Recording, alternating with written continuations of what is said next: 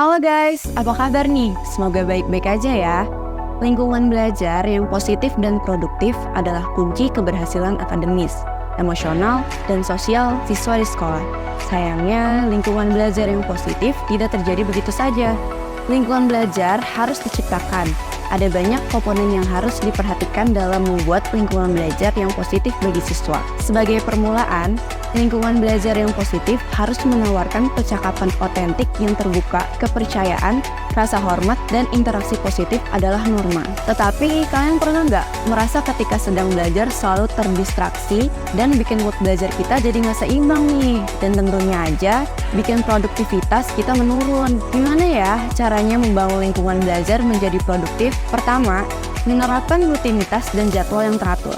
Rutinitas dan jadwal yang teratur membantu siswa mengembangkan rasa aman dan nyaman dalam lingkungan belajar. Kita harus menyusun jadwal yang jelas untuk kegiatan pembelajaran dan transisi antar aktivitas. Menyusun jadwal membantu untuk mengorganisir waktu dan mengetahui apa yang akan terjadi selanjutnya. Selain itu, kita juga harus menetapkan rutinitas yang konsisten, seperti rutinitas awal kelas atau rutinitas mengakhiri pelajaran, yang membantu siswa memasuki dan meninggalkan mode pembelajaran. Kedua, mendorong kolaborasi dan partisipasi. Manajemen pengelolaan kelas yang efektif juga melibatkan mendorong kolaborasi dan partisipasi aktif. Kita dapat menciptakan kesempatan untuk bekerja dalam kelompok, berdiskusi, atau berkolaborasi dalam proyek kelompok. Dengan melibatkan diri secara aktif dalam proses pembelajaran, akan merasa lebih terlibat dan memiliki tanggung jawab dalam keberhasilan belajar. Pembelajaran secara kolaboratif memungkinkan banyak memberikan nilai tambah.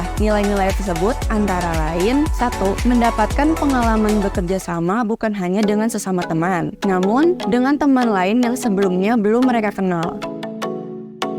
2. Dalam pembelajaran kolaborasi, interaksi antar siswa yang baru mereka kenal menjadi terarah karena mengikuti program yang sudah direncanakan oleh guru.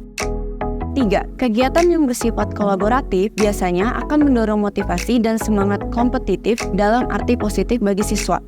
Ketiga, mengelola konflik dan menerapkan penyelesaian masalah. Dalam lingkungan belajar atau kelas, konflik mungkin terjadi antara siswa atau antara siswa dan guru. Pentingnya bagi guru untuk memiliki keterampilan dalam mengelola konflik dengan baik. Hal ini meliputi mendengarkan sebuah pihak terlibat, mencari solusi yang adil. Dengan mengelola konflik dengan baik, guru menciptakan lingkungan yang aman dan mendukung bagi semua siswa. Keempat, perkuat perilaku positif. Mengenali dan memperkuat perilaku positif adalah salah satu cara paling efektif untuk menghasilkan tindakan positif pada diri kita, memperkuat motivasi intrinsik, dan menciptakan lingkungan belajar yang produktif dan positif. Sistem penghargaan adalah cara yang bagus untuk mengenali diri dan memperkuat perilaku dan pencapaian positif di lingkungan belajar. Namun, penting juga untuk membantu membuat hubungan antara perilaku positif dan perasaan yang baik dihasilkannya, bukan hanya penghargaan fisik. Ketika siswa membuat hubungan antara perilaku positif dan perasaan yang baik, maka mereka akan terus menghasilkan tindakan positif. 5. Evaluasi dan penyesuaian. Manajemen pengelolaan kelas yang efektif melibatkan evaluasi terus-menerus terhadap praktik dan strategi yang digunakan. Guru perlu memantau dan mengevaluasi efektivitas strategi pengelolaan kelas yang telah diterapkan.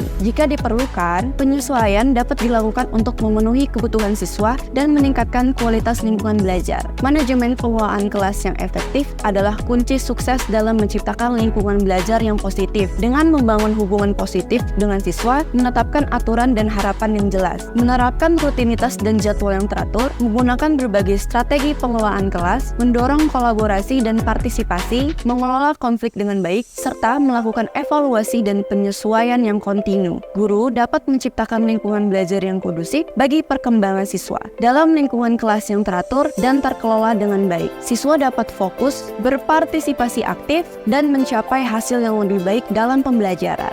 Nah, itu dia 5 kunci sukses dalam membangun lingkungan yang produktif. Ayo kita wujudkan keberhasilan bonus demografi untuk terciptanya Indonesia emas di tahun 2045 dengan lingkungan yang produktif serta positif. Teman-teman milenial, demikianlah tayangan ini. Ikutin terus tips-tips milenial berikutnya. Semoga bermanfaat. Jangan lupa like, komen, dan share ke teman-teman lainnya ya. Dadah!